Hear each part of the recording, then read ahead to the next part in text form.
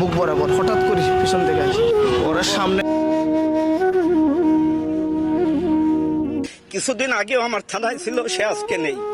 আসলে আমাদের পুরো পরিবার, আমার পুরো পুলিশ সদস্য, আমরা সত্যিকারের ট্রমাটাইজড। ভাই আপনাদের কাছে অনুরোধ, দয়া করে এই দেশটাকে বাঁচান। আরেকটি জিনিস মনে রাখবেন, যেটা হয়েছে সেটা তদন্ত হবে। ভাই আমার পেটে বাচ্চা আছে, আমারে মাইরেন না, আমি প্রেগনেন্ট। এমন আর্তনাদ ভরা কণ্ঠে আকুতি মিনতি করা পুলিশ কনস্টেবল মেয়েটিও রেহাই পায়নি এই ষড়যন্ত্রের হাত থেকে। কেনই বা বলেছি ষড়যন্ত্র? কারণ নিখুঁত এই ষড়যন্ত্র নিজেই ফাঁস করেছেন সমন্বয়ক হাসিবুল, যা ইতিপূর্বে এক টেলিভিশন বার্তায় প্রকাশ করেছে। আর অবশ্যই আমরা এটাকে বিপ্লব বলছি কিংবা গণঅভ্যুত্থান যাই বলেন না কেন, এটা কিন্তু কোনো সাংবিধানিক নিয়ম মেনে হয়নি, কোনো আইন মেনে হয়নি। আইন যদি মানতে যেতাম তাহলে কিন্তু এই বিপ্লবগুলো হতো না। যদি মেট্রো রেলে আগুন না দেওয়া হতো, যদি পুলিশদেরকে না মারা হতো, তাহলে বিপ্লব এত সহজেই অর্জিত হতো না, কিংবা ফ্যাসিবাদের পতন নিশ্চিত করা যেত না। সুতরাং এখানে কিন্তু নিয়মের ব্যত্যয় ঘটিয়ে পৃথিবীতে যত বিপ্লবের ইতিহাস আপনি দেখবেন না কেন, সবগুলো ইতিহাসই কিন্তু সংবিধানের কিংবা নিয়মের বাইরে গিয়ে কিন্তু বিপ্লবগুলো সংগঠিত হয়ে থাকে। ৭১ স্বাধীনতার পর থেকে এমন কোনো নরকীয় ঘটনা বাংলার জমিনে ঘটেনি। তাই এই ঘটনায় পূর্ণ তদন্ত চেয়েছেন বর্তমান পুলিশের আইজিপি।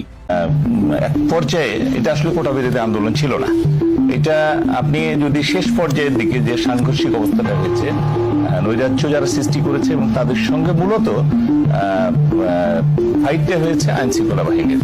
অর্থাৎ আইন শৃঙ্খলা তারা যে ধ্বংসযজ্ঞে লিপ্ত হয়েছিল, যে তারা সরকারের সবচেয়ে ভালো ভালো প্রতিষ্ঠানগুলো, দামি দামি প্রতিষ্ঠান, যেমন মেট্রো রেল, যেমন এলিভেটেড এক্সপ্রেসওয়ে, যেমন পদ্মা সেতুর যাবতীয় নকশা, যাবতীয় পরিকল্পনাগুলো সেতু ভবনে ছিল, এই জাতীয় বিষয়গুলো যখন ধ্বংস করা শুরু করেছে, তখন আলটিমেটলি বাংলাদেশ টেলিভিশন, তো তখন কিন্তু আলটিমেটলি কোটা বিরোধীদের সম্পর্ক কিন্তু এদের সঙ্গে ছিল না, টোটালি ছিল না। এবং যারা ফিজিক্যালি, আমাদের কাছে অনেক ভিডিও চিত্র আছে, টেলিভিশনে কয়েকদিন পরেই দেখতে পারবেন, সিসি ক্যামেরাগুলো ভেঙে ফেলেছে যদিও, তারপরও আমরা অনেকগুলো ডিভিআর এনভিআর পেয়েছি, যে যার ভিতরে রেকর্ডিং গুলো আছে।